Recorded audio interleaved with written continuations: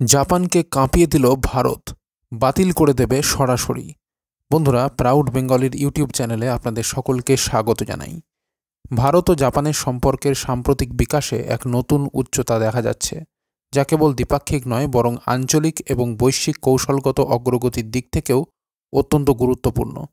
ভারতের প্রধানমন্ত্রী নরেন্দ্র মোদীর নেতৃত্বে এই সম্পর্ক একটি বিশেষ কৌশলগত ও বৈশ্বিক অংশীদারিত্ব হিসেবে পরিণত হয়েছে। উভয় দেশই ইন্দো প্যাসিফিক অঞ্চলে শান্তি, স্থিতিশীলতা এবং নিয়মভিত্তিক আন্তর্জাতিক ব্যবস্থার প্রচারে অঙ্গীকারবদ্ধ। উভয় দেশের কৌশলগত স্বার্থের মিল, যেমন ভারতের অ্যাক্ট ইস্ট পলিসি এবং জাপানের free and open Indo Pacific উদ্যোগ, এই সহযোগিতার মেরুদণ্ড। ইন্দো প্যাসিফিক অঞ্চলে চীনের ক্রমবর্ধমান সামরিক ও অর্থনৈতিক প্রভাব মোকাবিলায় এই দুই দেশের অংশীদারিত্ব অত্যন্ত গুরুত্বপূর্ণ ভূমিকা পালন করছে।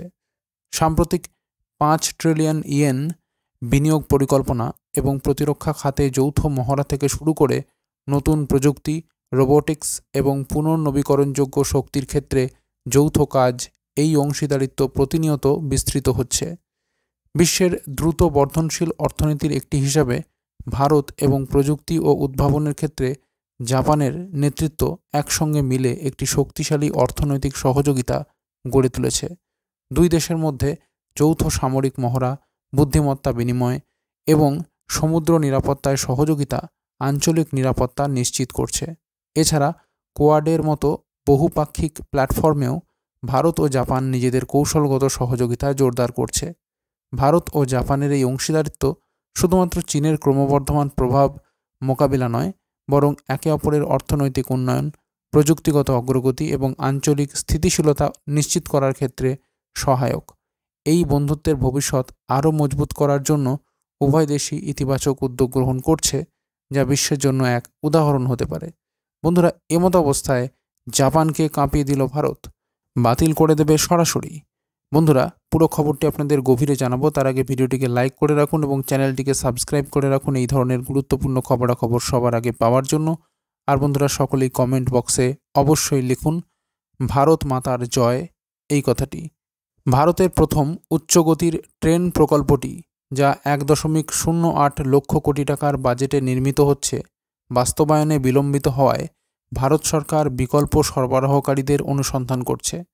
প্রকল্পটি 2015 সালে মন্ত্রিসভায় অনুমোদিত হয়েছিল এবং 2026 সালের মধ্যে এটি সম্পন্ন করার লক্ষ্য রয়েছে, যা গুজরাট বিধানসভা নির্বাচনের আগেই হতে পারে। জাপানের প্রযুক্তি সরবরাহকারীরা সময়সীমার প্রতি অঙ্গীকার করতে পারছে না বলে ইউরোপীয় বিকল্পগুলির দিকে নজর দেওয়া হচ্ছে। প্রকল্পের জন্য গ্লোবাল টেন্ডার প্রস্তুতির নির্দেশ ইতিমধ্যে জারি হয়েছে, তবে জাপানের নতুন সরকারের প্রতিক্রিয়া পাওয়ার জন্য সেটি স্থগিত রাখা হয়েছে।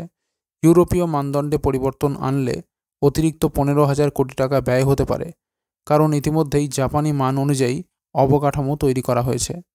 এই প্রকল্পে জাপানের গুরুত্বপূর্ণ ভূমিকা রয়েছে, কারণ তারা সফট লোনের মাধ্যমে প্রকল্পের 81% ব্যয় বহন করছে। এই লোনের শর্তাবলী অত্যন্ত অনুকূল।